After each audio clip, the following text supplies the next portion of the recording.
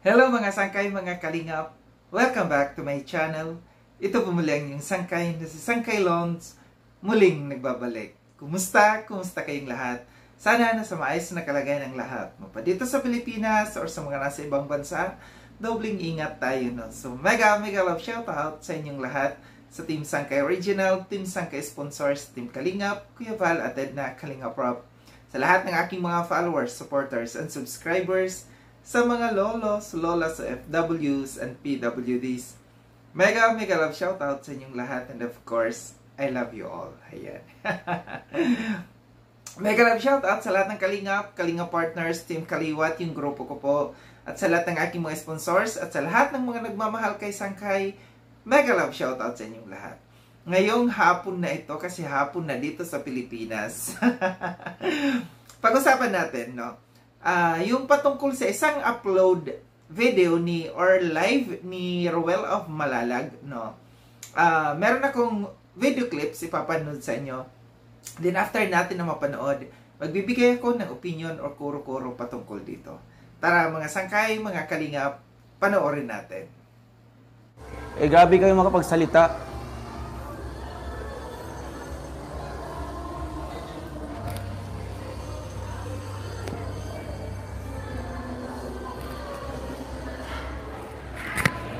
Sorry po.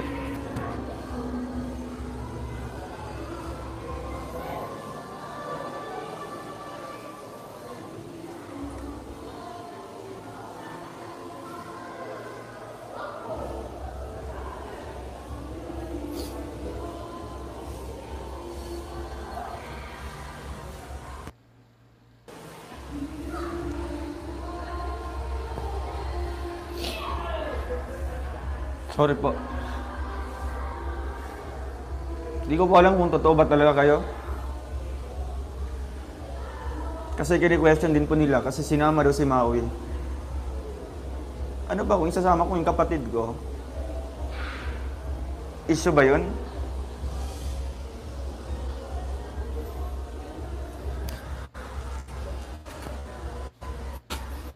Ang hirap po. Sana ko tatayo dito. Diba?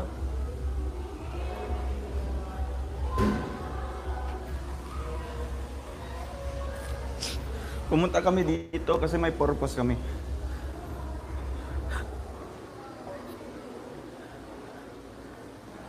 Pinapunta kami dito yung Tita Elise kasi gusto kami ma-meet ng pamilya yung Tita Elise. Hindi para magkasiyahan dito sa resort na ito. Gustuhin ko man, may sama si Rachel.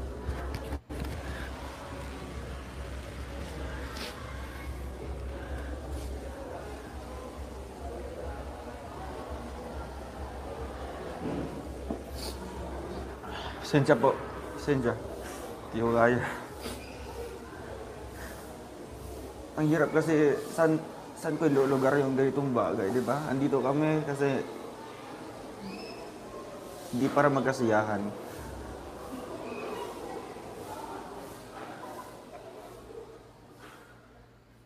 So yun mga sangkay, mga kalingap, at tinapanood na yung video clips na aking kinuha mula dun sa live ni Ruel of Malalag. Credit dito kay Ruel, no? Nagawan ko na ito ng reaction nung nakarang araw, no? Patungkol dito sa live na ito ni Ruel. And doon sa sa reaction ko na yon, nagulat ako na yung maraming mga nagbabash dito sa kay Ruel, no? Hindi ko in-expect, no, na mayroong mga magbabash dito sa kay Ruel, no? Mayroon akong nabasa doon na mga ilan-ilan, no, mangilan-ngilan na nagsabi na yung iyak daw ni Ruel ay drama lamang daw, no? Nagdadrama lamang daw si Ruel. Meron na akong mga nabasa doon na sinasabi na ayaw na namin sa iyo, Ruel. Manunood lang ako muli sa iyo kung hiwalay na kayo ni Rachel, no? So maraming mga mga bashers na nagbabash sa kay Ruel. Hindi ko in-expect talaga. Kasi para sa akin, wala namang ginagawang masama si Ruel, no? Base sa aking obserbasyon lamang, no? Ang kanyang ginagawa lamang ay puro pagtulong, no? Pagkalinga, pag-scout, no? Pag-charity.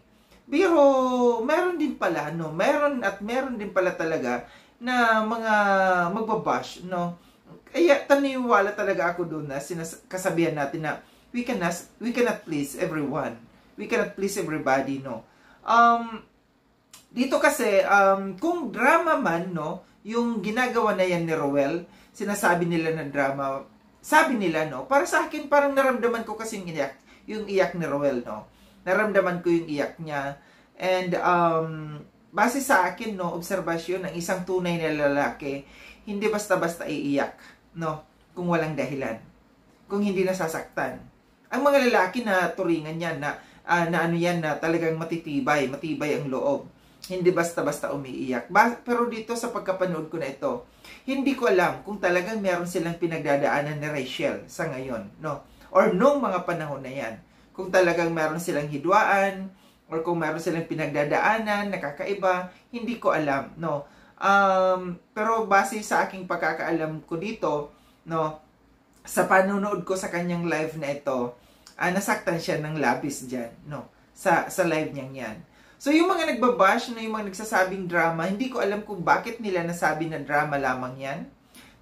Sinasabi nila kasi hindi daw nila gusto si Rachel para sa kay Roel. Siguro ito yung mga bashers, no? Ito yung mga bashers na pro-Roel. Mayroon din kasi talagang mga pro-Roel at saka mayroon din mga, alam ko kasi parang nahati. Yung mga mayroong mga supporters na nahati, no? Na meron kay Rachel, meron kay Roel, no? Hindi karamihan talaga nagkakasundo, pare-parehas ang kanilang mga pananaw, no? So, yun lang yung aking napansin dito, no, na may mga nagbash dito sa kanya, may mga nagsabi na drama yung pag-iyak, peke yung pag-iyak.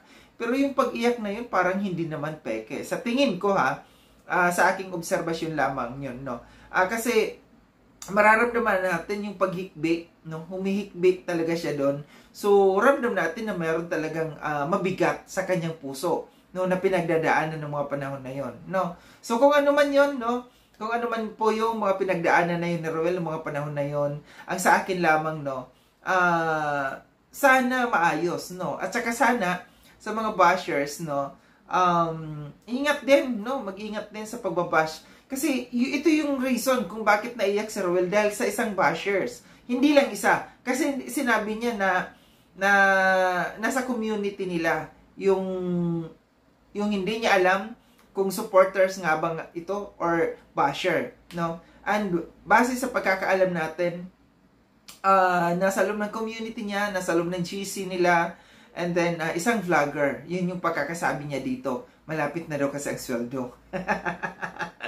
No, first time ko na makita, no, si Roel na umiyak, na humagulgul. Hindi naman nagulgul, kundi hikbi, no? Hikbi talaga yung kanyang pag-iyak. Naramdam ko na may katotohanan. Kung yung iba na nagsasabi na drama, lahat tayo may kanya-kanyang opinion. Karapatan nila mag-comment or magsabi kung ano yung kanilang nararamdaman, kasi bawat isa sa atin malaya na magsalita or mag-comment, no. Wag lang sana, no, yung below the belt. Okay lang sa akin yung mga ganon. Hindi ko dinidelete yung mga ganyang comment, no. Wag lang yung sobrang below the belt talaga ng mga pagbabash sa isang tao na ginagawa ko ng reaction, no.